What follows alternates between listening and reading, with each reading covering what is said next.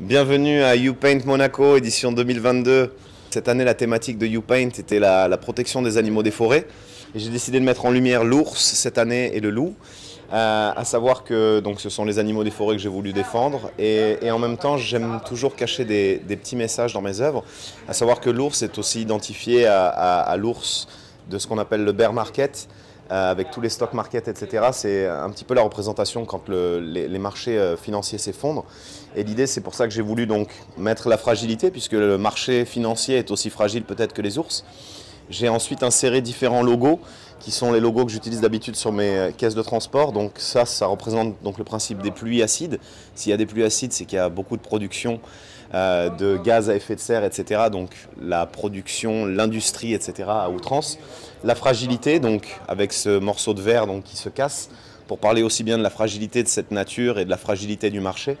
Et ensuite, ces flèches-là, donc vers le haut, ça pourrait représenter donc ou la hausse des marchés boursiers, puisque tout le monde parie toujours entre guillemets sur la hausse d'un marché à un lendemain prolifique et juteux pour les financiers. Et en même temps, ça signifie que quand on transporte une caisse de transport, elle doit être transportée toujours dans ce sens-là.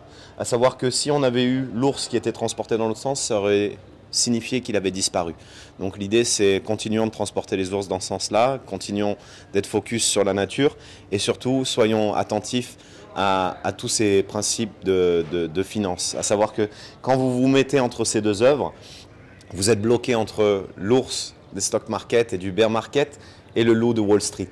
Donc j'ai décidé aussi donc de représenter ce loup, à savoir que le loup est toujours un animal un petit peu controversé dans la nature, puisque les bergers sont toujours entre guillemets à la chasse au loup, parce qu'ils ont peur que ça vienne attaquer donc leurs différents élevages et troupeaux.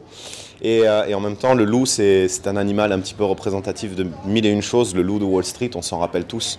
Donc l'idée, c'était de représenter cette symbolique-là, d'être bloqué entre ours et loup, et de penser surtout à la protection de la planète.